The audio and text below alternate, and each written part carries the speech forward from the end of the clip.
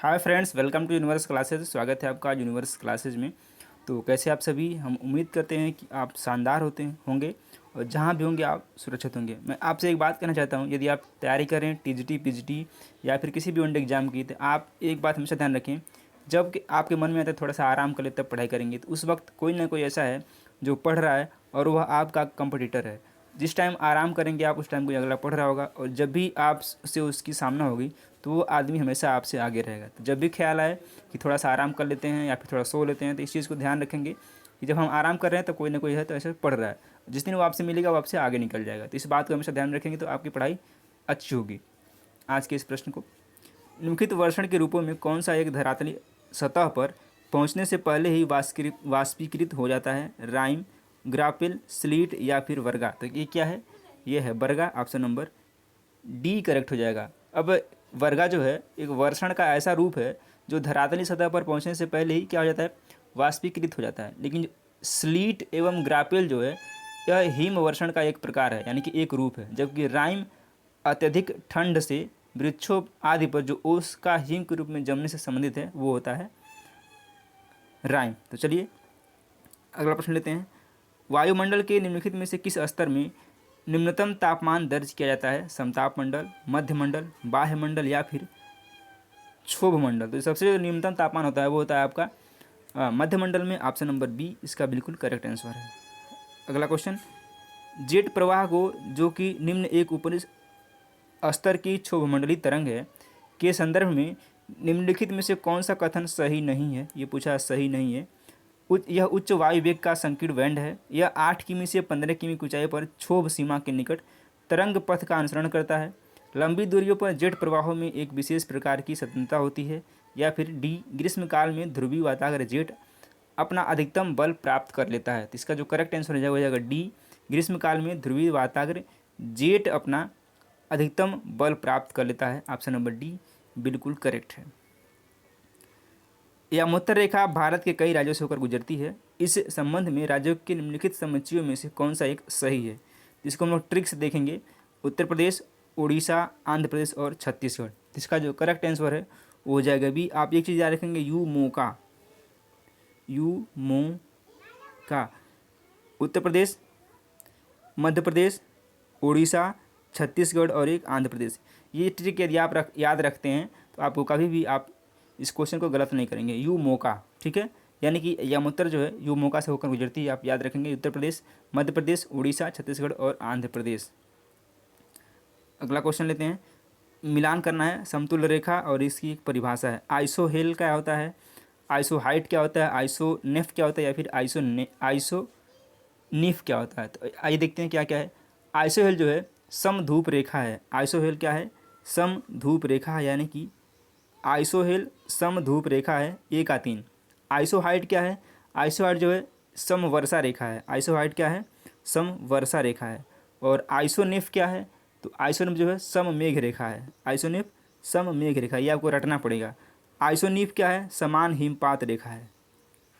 तो A का 3 B का 4, A का 3 बी का 4 इसमें और इसमें मिल रहा है। सी का 2 केवल इसमें मिल रहा है बी में। इस तरह से बी ऑप्शन करेक्ट है।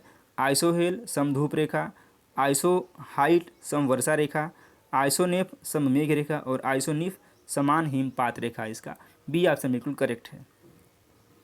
अगला प्रश्न लेते हैं। अंतर्राष्ट्रीय तिथि रेखा 180 डिग्री देशांतर से कितनी बार विचलित होती है? 3 बार, 6 बार, 8 बार या फिर 10 बार? तो यह विचलित होती है 3 बार। ए ऑप्शन इसका बिल्कुल करेक्ट हो जाएगा।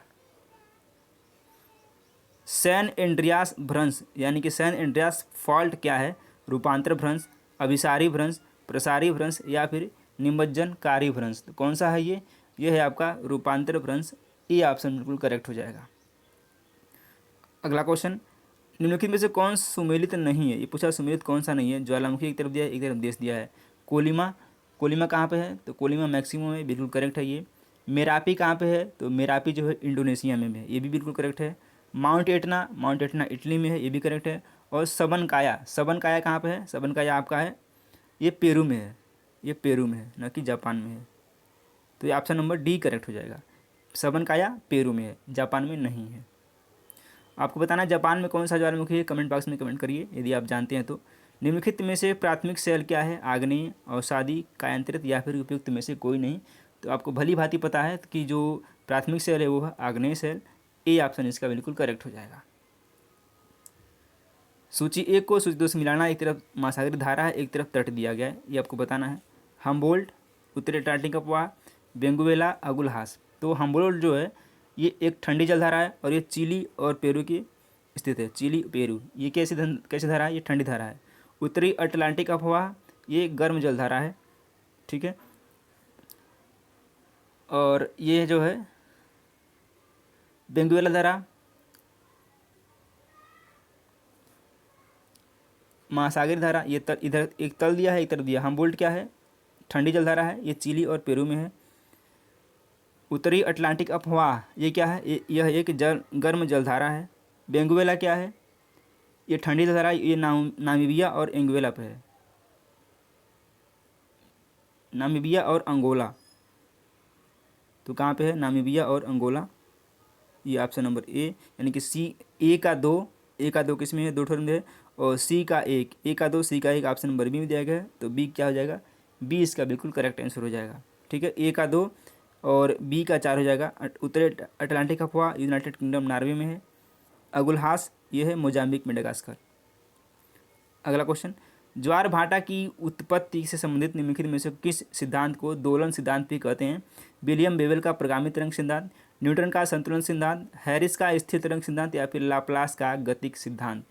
तो किसको बोलते हैं, ये बोलते हैं हैरिस का स्थिर तरंग सिद्धांत। ऑप्शन नंबर सी बिल्कुल करेक्ट है। निम्नलिखित में से कौन सी एक ठंडी महासागरीय धारा नहीं है, ये नहीं है पूछा है। कैलिफोर्निया धारा, कनारी धारा, सोमाली धारा या फिर सुसीमा धारा, कौन सी नहीं है। तो आइए देखते हैं। तो जो कैलिफोर्निया धारा है वो ठंडी है, ये कहाँ पे है, ये प्रशांत महासागर में है। कनारी जो धारा है ये भी ठंडी धारा है और ये अटलांटिक महासागर में स्थित है। और जो सोमाली धारा है ये भी एक ठंडी धारा है, ये हिंद महासागर में है। और जो सुशीला धारा है ये एक गर्म धारा है, सुशीला है ऑप्शन नंबर डी। सुशीला धारा जो है ये गर्म धारा है, ये प्रशांत महासागर में स्थित है। अगला प्रश्न लेते हैं। जीवमंडल के संगठन के विभिन्न स्तरों के बारे में निम्नलिखित में से कौन सा एक सही अनुक्रम है। पारिस्थितिकी तंत्र, जीवमंडल, समुदाय, जनसंख्या। जनसंख्या, जीव, पारिस्थितिकी तंत्र, जीवमंडल, जीव समुदाय, जनसंख्या और जीवमंडल। चौथा है जीव, जनसंख्या, पारिस्थितिकी तंत्र और जीवमंडल। तो इसमें कौन सा जो है एक सही अनुक्रम है आपको बताना था। तो इसमें जीव है, फिर जनसंख्या है, फिर पारिस्थितिकी तंत्र है, उसके बाद क्या है, जीवमंडल है। ये ऐसे चलेगा, ऐसे। चलिए अगला क्वेश्चन लेते हैं। किस प्रकार की वनस्पति का दक्षिणी गोलार्ध में लगभग अभाव पाया जाता है। वह है भूमध्य रेखीय वन, भूमध्य सागरीय वनस्पति, बोरियल वन या फिर शीतोष्ण घास। तो कौन सा है, यह है बोरियल वन। सी ऑप्शन इसका बिल्कुल करेक्ट हो जाएगा। निम्नलिखित घास के मैदानों में से कौन सा युग्म एक ही वर्ग से संबंधित है। Savanna, prairies, steppes, savanna, savanna campos या फिर कंपोज डाउन्स। तो कौन सा करेक्ट हो जाएगा, हो जाएगा सी, सवाना कंपोज। अब देखते हैं प्रेरीज कहाँ पे, उत्तरी अमेरिका में है। डाउन्स ऑस्ट्रेलिया में है। स्टेपी मध्य एशिया में है। पुस्ताज हंगरी में है। बेल्ट दक्षिण अफ्रीका में है। और कैंटबरी जो है न्यूजीलैंड में है। तो ये आपको याद रखना है। अंतर्राष्ट्रीय पर्यावरण शिक्षा कार्यक्रम का शुभारंभ किस वर्ष में हुआ था। 1972, 1975, 1986 या फिर 1995। तो ये हुआ था 1975 में। बी ऑप्शन इसका बिल्कुल करेक्ट हो जाएगा। पौधों और जंतुओं की जो सर्वाधिक प्रजाति विविधता मिलती है शीतोष्ण पर्णपाती वनों में, उष्णकटिबंधीय वर्षा वनों में, अत्यधिक प्रदूषित नदी में या फिर सवाना में। तो कहाँ पे मिलती है, ये मिलती है उष्णकटिबंधीय वर्षा वनों में। ऑप्शन नंबर बी करेक्ट हो जाएगा। निम्नलिखित में से कौन आधुनिक मानव भूगोल का जन्मदाता कहलाता है। थेल्स, स्ट्रैबो, इदरीसी या फिर फ्रेडरिक रिट्जेल। कौन कहलाता है, ये बोला जाता है फ्रेडरिक रिट्जेल को। डी ऑप्शन इसका बिल्कुल करेक्ट है। इनकी दो रचनाएं हैं या फिर पुस्तकें हैं। एंथ्रोपो जियोग्राफी और एक है राजनीतिक भूगोल। ये दोनों काफ़ी फेमस पुस्तकें हैं। मानव भूगोल की निम्नलिखित विचारधाराओं में से कौन सी जर्मन संप्रदाय से संबंधित है। निश्चयवाद, संभववाद, नवनिश्चयवाद या फिर उपयुक्त सभी। तो ये कौन सा है, ये है आपका निश्चयवाद। ए ऑप्शन बिल्कुल करेक्ट है। जनांकिकी संक्रमण है जनसंख्या की नैसर्गिक वृद्धि और प्रवास दर का अंतर। जन्म दर और मृत्यु दर में समय के साथ होने वाला परिवर्तन। सांस्कृतिक परिवर्तन से संबंधित सिद्धांत या फिर जन्म दर में परिवर्तन। तो ये क्या हो जाएगा, ये हो जाएगा जन्म दर और मृत्यु दर में समय के साथ होने वाला परिवर्तन। ऑप्शन नंबर बी करेक्ट है। लास्ट क्वेश्चन क्या है, स्लेज क्या है? एस्किमो की बिना पहिए वाली गाड़ी, टुंड्रा प्रदेश में प्रयोग की जाने वाली एक लकड़ी की बनी नाव, या फिर एस्किमो के मछली शिकार का औजार, या फिर टुंड्रा का एक पशु। ये क्या है, स्लेज क्या है? स्लेज एस्किमो की बिना पहिए वाली एक गाड़ी होती है। ऑप्शन नंबर ए इसका बिल्कुल करेक्ट है। तो चलिए, उम्मीद करते हैं कि आपको यह सेशन पसंद आएगा। सेशन पसंद आए तो वीडियो को लाइक करें और चैनल को सब्सक्राइब जरूर करें। धन्यवाद। नौदा टोली का उत्खनन किसने किया था? K D. Vajpeyi, B S. Wakankar, H D. Sankalia या फिर व्हीलर ने? तो नौदा टोली का उत्खनन किया था एच.डी. संकालिया ने। और यह स्थित कहाँ पे, ये भी आपको बताना है। तो यह है मध्य प्रदेश के इंदौर के निकट स्थित है। और एच.डी. जो संकालिया थे ये दक्कन कॉलेज पूना के प्रोफेसर थे, ये भी आपको ध्यान रखना है। राख का टीला किस नवपाषाणिक स्थल से संबंधित है? बुधिहाल, संगनकल्लू, कोल्डिहवा या फिर ब्रह्मगिरी? तो यह संबंधित है संगनकल्लू से। बी ऑप्शन आपका बिल्कुल करेक्ट हो जाएगा। और यह कर्नाटक के बेलारी जिले में स्थित है। ये कहाँ पे? ये कर्नाटक के बेलारी जिले में स्थित है संगनकल्लू।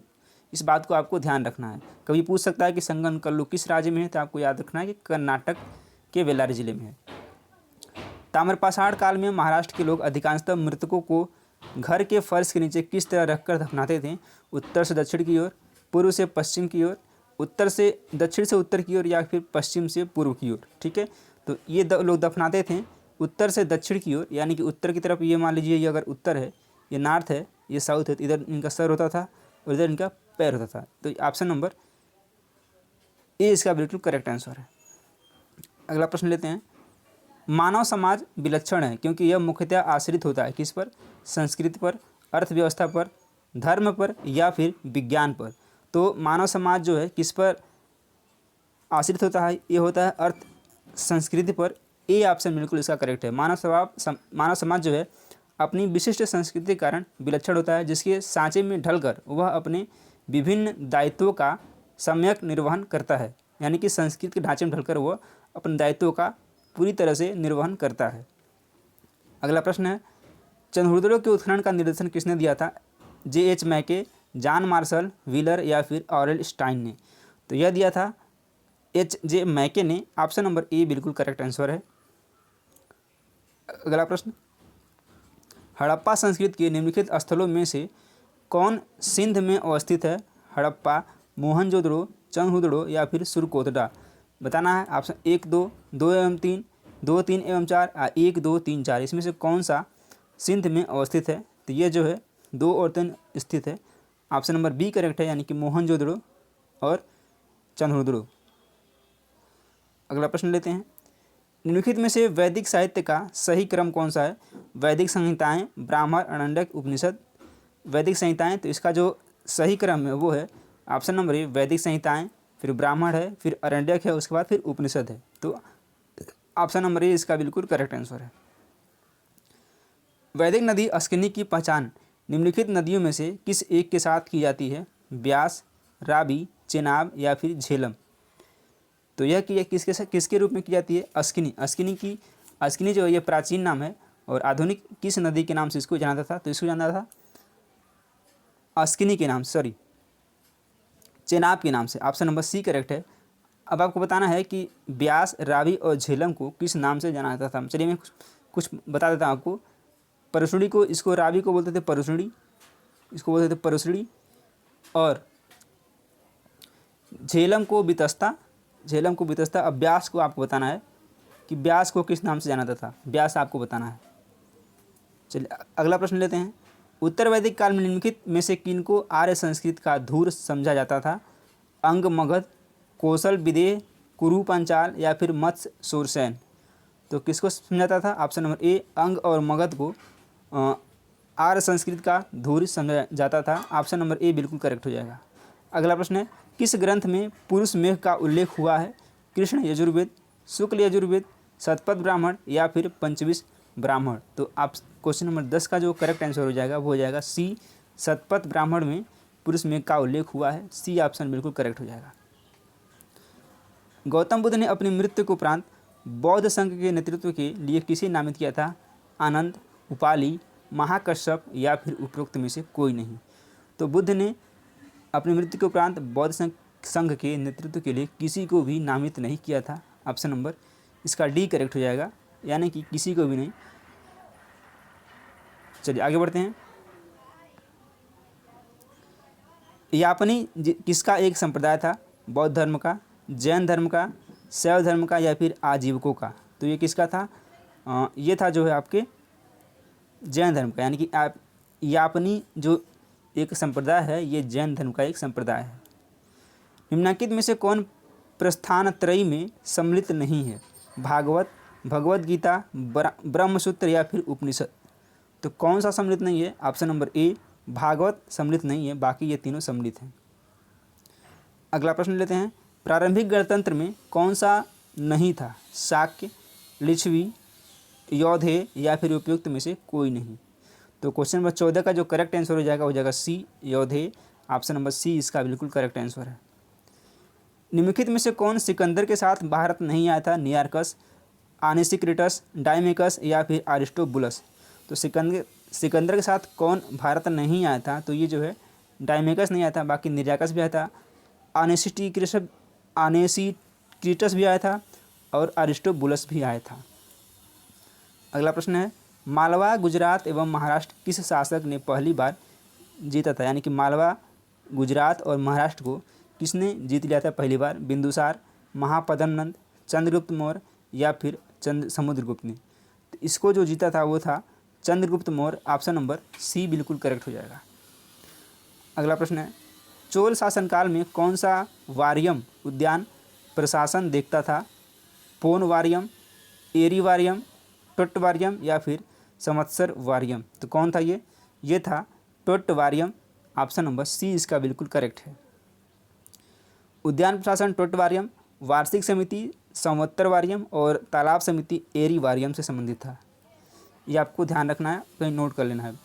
विक्रमशिला विश्वविद्यालय किस राज्य में अवस्थित था? उड़ीसा, झारखंड, पश्चिम बंगाल और बिहार? तो ये काफ़ी फेमस विश्वविद्यालय है, इसके बारे में आपको जानकारी रखना चाहिए। और जो ये अवस्थित था ये था बिहार में। निम्नलिखित में से किसे एक नया संवत चलाने का यश प्राप्त है? धर्मपाल, देवपाल, लक्ष्मण सेन या फिर विजय सेन? तो ये किसको प्राप्त है? ये लक्ष्मण सेन को प्राप्त है। ऑप्शन नंबर सी करेक्ट है। और लक्ष्मण सेन ने 1178 से 1206 सेन वंश के शासक थे, इनके द्वारा ही नया संवत चलाया गया, जिसे भी लक्ष्मण संवत के नाम से जानते हैं। गौड़वोह के रचयिता कौन है? हरिसेन, आर्यभट्ट, वाक्यपति या फिर बाणभट्ट? तो कौन रचयिता हैं? ये हैं वाक्यपति। ऑप्शन नंबर सी बिल्कुल करेक्ट है। पृथ्वीराज विजय के लेखक कौन है? पृथ्वीराज विजय के लेखक कौन है? चंद्रबरदाई, पृथ्वीराज, जयानक या फिर नयनचंद सूरी? तो ये कौन है? ये हैं जो इसके लेखक हैं वो हैं Jayanaka. Option number C correct हो जाएगा। अगला प्रश्न। किसने सोमपुर महाविहार का निर्माण कराया था? कुमारगुप्त प्रथम, हर्ष, धर्मपाल या फिर लक्ष्मण सेन ने? तो किसने कराया था? ये कराया था धर्मपाल ने। सी ऑप्शन इसका बिल्कुल करेक्ट हो जाएगा। औरंगजेब ने बीजापुर की विजय कब की? 1685, 1686, 87 या फिर 1684 में? कब की थी? ये की थी 1686 में। ऑप्शन नंबर बी बिल्कुल करेक्ट हो जाएगा। मुगल प्रशासन के दौरान जिले को किस नाम से जाना जाता था? अहर, विश्यास, सूबा या फिर सरकार? तो जानते थे इसको सरकार के नाम से। D option will be your correct answer. निम्नलिखित में से किसे मुगल सेना में चिकित्सक नियुक्त किया गया था? वर्नियर, करेरी, मनुची या फिर ट्रेवरनियर? तो यह नियुक्त किया गया था मनुची को। सी ऑप्शन इसका बिल्कुल करेक्ट हो जाएगा। और यह किसके शासनकाल में किया गया था ये भी आपको बताना है। तो ये 1653 से 1708 जो एक इतावली यात्री था, इसने भारत आकर दारा सिकोह की सेना में तोपची के रूप में कार्य किया, लेकिन दारा सिकोह की मृत्यु के बाद इसने चिकित्सक का पेशा अपना लिया था। ठीक है, पहले ये तोपची का काम किया, उसके बाद इसने क्या किया? चिकित्सक का पेशा अपना लिया था। चलिए अगला प्रश्न लेते हैं। मुगल काल में मनसबदारी प्रथा विद्यमान थी। मनसबदारों का चयन योग्यता के आधार पर होता था। इसमें बताना कौन सा करेक्ट है। कथन और कारण दोनों सही है तथा कारण कथन को स्पष्ट करता है। तो इसका जो करेक्ट आंसर है वो है कथन सही है परंतु कारण गलत है। मनसबदारों का चयन योग्यता के आधार पर नहीं होता था। अगला प्रश्न है, दास्तान ए अमीर हमजा का चित्रांकन किसके द्वारा किया गया? अब्दुस समद, मंसूर, दशवंत या फिर अबुल हसन। तो यह किया गया था अब्दुस समद के द्वारा। ऑप्शन नंबर ए करेक्ट हो जाएगा। निम्नलिखित में से किसने हितोपदेश का फारसी में अनुवाद किया था? दारा शिकोह, फैज़ी, बदायूनी या फिर ताजुल माली। तो यह किसने किया था? ये किया था ताजुल माली ने। Option number D will be your correct answer. Second last question इस वीडियो का, कवि हृदय राजा जिसने नागरी दास के नाम से कृष्ण की प्रशंसा में छंद लिखे वो कौन था? राजा उमेद सिंह, राजा राम सिंह, राजा छत्रसाल या फिर राजा सावंत सिंह। तो ये कौन था? ये था राजा सावंत सिंह। डी ऑप्शन बिल्कुल करेक्ट हो जाएगा। अगला प्रश्न, मुगल काल में किस बंदरगाह को बाबुल मक्का कहा जाता था? ये काफ़ी इंपॉर्टेंट क्वेश्चन है। कालीकट, भरूच, कैबरे या फिर सूरत। तो यह कहाँ था? यह था सूरत में। ऑप्शन नंबर डी बिल्कुल करेक्ट हो जाएगा। मुगल काल में सूरत बंदरगाह को काबुल मक्का कहा जाता था क्योंकि इसी बंदरगाह से यात्री मक्का की यात्रा के लिए जाते थे। ये आपको ध्यान रखना है। क्यों कहा जाता था? क्योंकि इसी रास्ते से जो यात्री थे ये मक्का के लिए जाते थे। तो चलिए 30 क्वेश्चन थे। 30 क्वेश्चन आपने कितना सही किया आपको कमेंट बॉक्स में कमेंट करके बताना है। कोई भी आपका सुझाव हो, सजेशन हो, कोई आपको क्वेरी हो तो आप कमेंट बॉक्स में बेहिचक कमेंट करिए, हम उसका सलूशन ज़रूर बताएंगे। धन्यवाद।